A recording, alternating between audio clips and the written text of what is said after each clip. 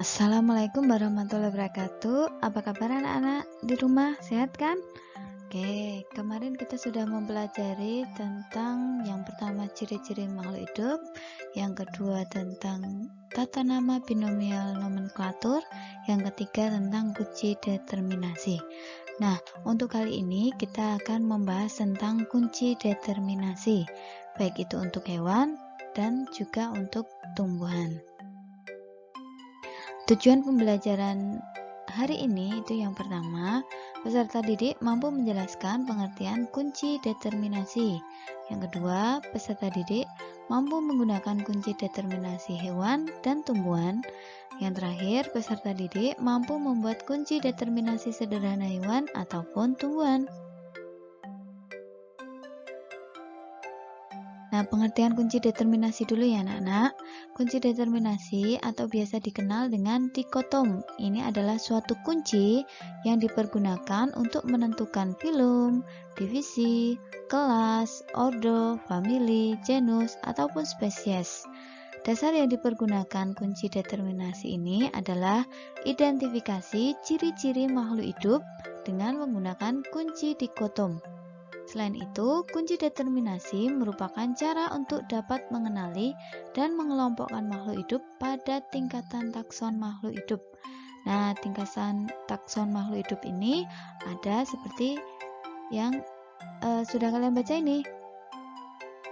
Ada filum, ada divisi, kelas, ordo, famili, genus, dan spesies. Ini adalah tingkatan takson. Nah, tingkatan takson yang terkecil ini adalah spesies. Nih, tingkatan terkecil makhluk hidup ini adalah spesies. Kemudian tingkatan yang paling tinggi itu adalah kingdom atau kerajaan. Nah, seperti itu. Kita lanjut. Nah, yang pertama kita akan mengenali kunci determinasi tumbuhan bagaimana. Oke, di sini awal-awal mulanya di sini ada beberapa tumbuhan ya. Kita lihat di kolom yang ini. Nah, di sini ada lumut, suplir, jagung, kedelai, terong, dan melinjo. Kemudian dari 6 tumbuhan ini dibagi menjadi 2. Nah, yang pertama ini berspora ataupun yang tidak berspora. Ternyata yang tidak berspora ini suplir dan lumut. Kemudian yang tidak berspora itu jagung, kedelai, terong, dan melinjo. Nah, kemudian dari yang berspora ini dibagi menjadi 2. Yang berbatang jelas yaitu suplir dan tidak berbatang jelas itu lumut. Nah, dari yang berspora ini sudah habis ya, dibagi menjadi 2, berbatang jelas dan tidak berbatang jelas. Tetapi untuk yang tidak berspora ini ada 4 tumbuhan, ini dibagi jadi biji tertutup dengan biji terbuka.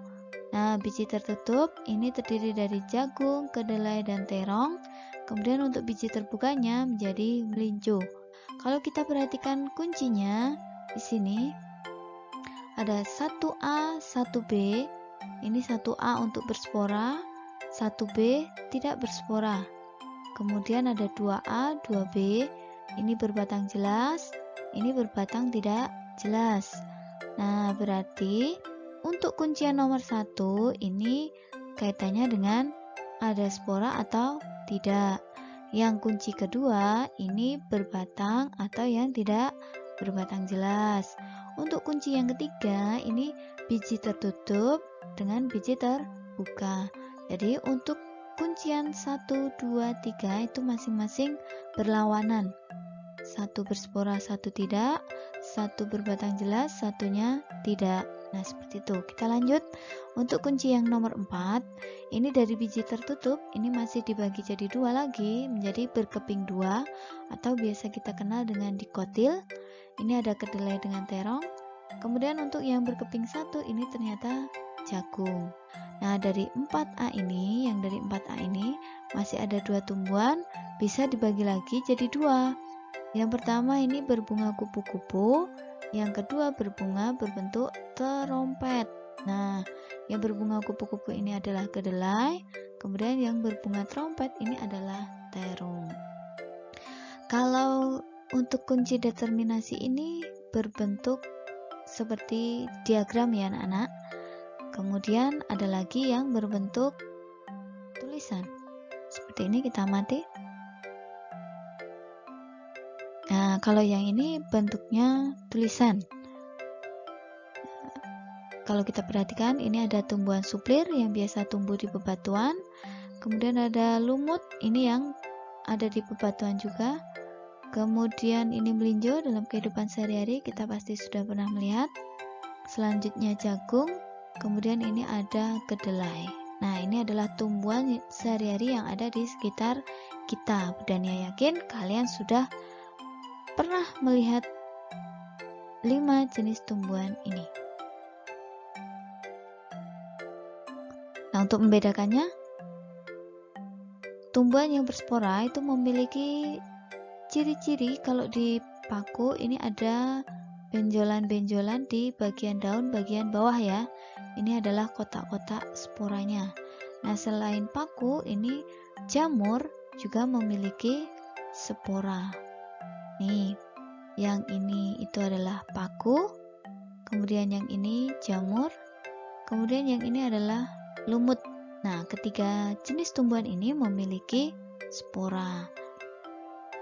Kemudian kalau untuk tumbuhan berbiji, kalian pasti udah tahu ya, di sini ada contohnya, ada jagung, melinjo, kemudian ada pohon asem, dan lain sebagainya. Kemudian yang kedua untuk berbatang jelas. Nah, berbatang jelas berarti ini contohnya ada kelapa, ada padi, jagung, kemudian ada rumput. Nah, keempat tumbuhan ini memiliki batang yang jelas. Kemudian kalau yang ini adalah gambar dari lumut. Ini lumut ini kalau kita perhatikan, ini batangnya yang bagian mana itu tidak akan nampak dengan jelas. Maka ini yang bagian atas ini berbatang jelas, kemudian yang bawah ini adalah berbatang tidak jelas. Lanjut.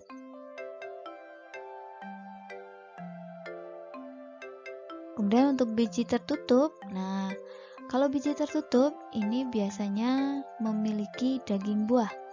Nah, daging buah itu yang biasanya kita makan. Kalau pada semangka yang merah ini adalah daging buahnya, kemudian yang kecil-kecil ini adalah biji. Nah, ini yang dinamakan biji tertutup. Kemudian kalau anggur, yang bagian putih ini kita makan, ini daging buahnya. Kemudian bijinya yang kecil, ini yang nanti akan tumbuh jadi tumbuhan. Nah, sama dengan yang alpukat, apel, dan persik. Ini semuanya adalah biji tertutup. Ya, rata-rata sebagian besar biji tertutup memiliki daging buah yang bisa kita makan. Kemudian untuk biji yang terbuka, ini kita bisa langsung melihat bijinya. Ini contohnya ini ada biji pinus, kemudian ada biji pangki saji, kemudian ada melinjo dan ginkgo biloba.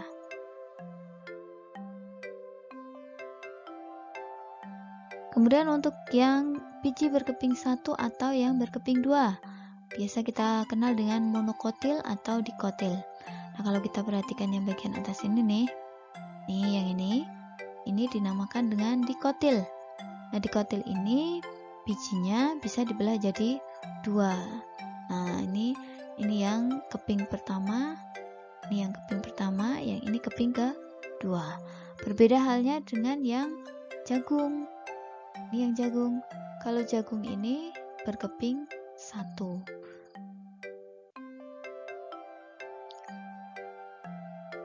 Lanjut.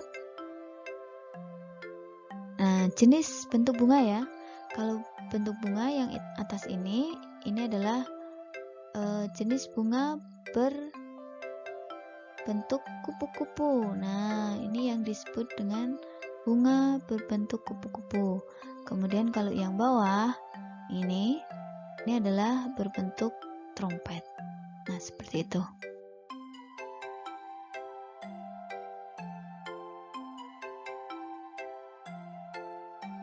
Maka berdasarkan kunci determinasi ini, suplir memiliki kunci 1A. Nah, kita lihat ini 1A. Nah, 1A ini kita lanjut ke nomor 2A. 2A kita baca. Oh iya, suplir itu tumbuhannya, suplir itu paku ya anak-anak.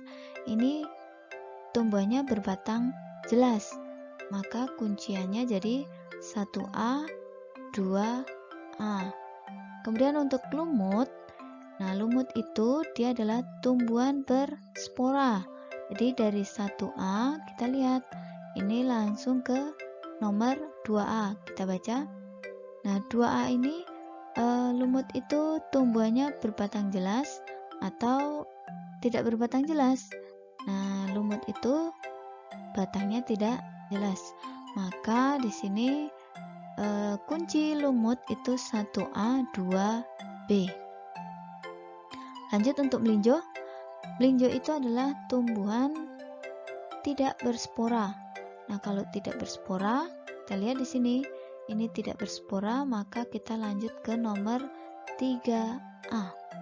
Nah, 3A ini, maaf ya, ini seharusnya 2, 3, 4, dan 5. 3 itu bijinya tertutup apa terbuka? Ternyata melinjo ini, dia berbiji terbuka. Bagaimana anak-anak? Sudah paham belum cara menggunakannya?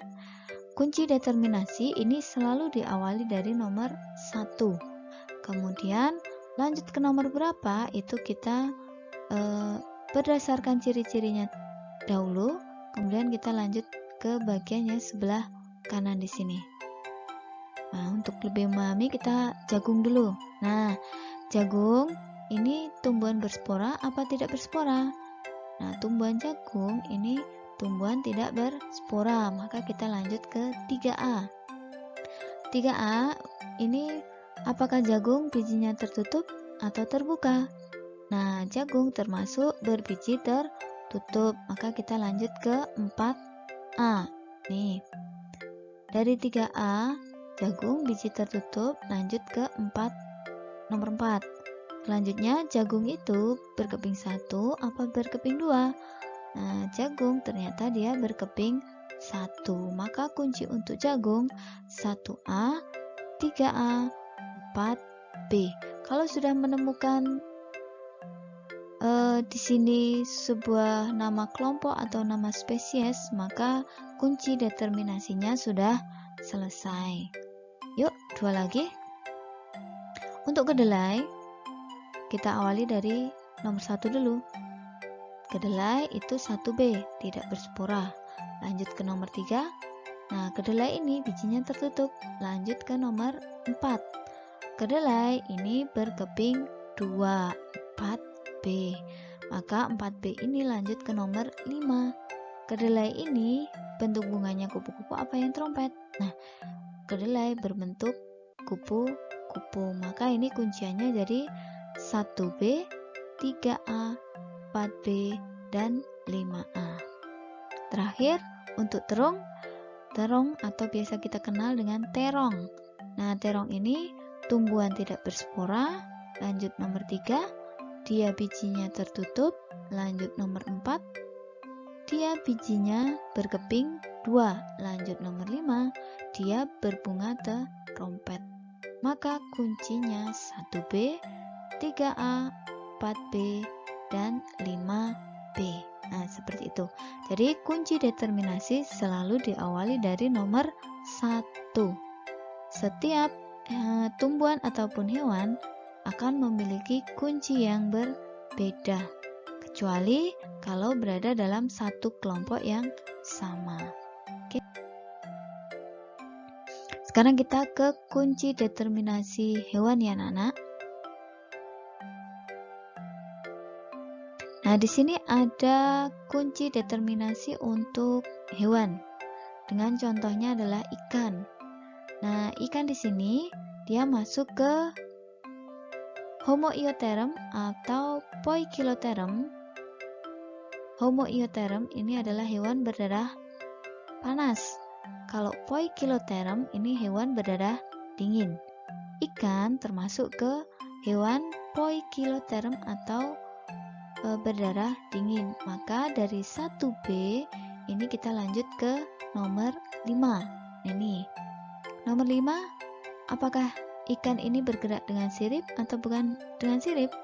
Nah, ternyata ikan ini bergerak dengan sirip, maka kita lanjut ke nomor 6.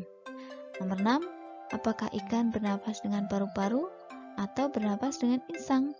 Nah, ikan bernafas dengan insang, maka kita dapatkan ikan ini masuk di kelompoknya Pisces dengan kunciannya 1B,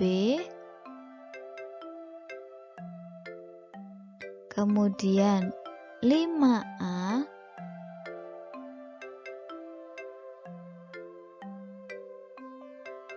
kemudian 6B. Oke, dengan kelompoknya siapa? Ikan masuk ke kelompok Pisces. Oke. Nah, ini tulisannya jelek ya anak-anak. Oke. Nah, kita dapat kuncinya 1B, 5A, 6B dengan kelompoknya Pisces. Oke. Demikian penjelasan tentang kunci determinasi anak-anak. Semoga ilmunya bermanfaat.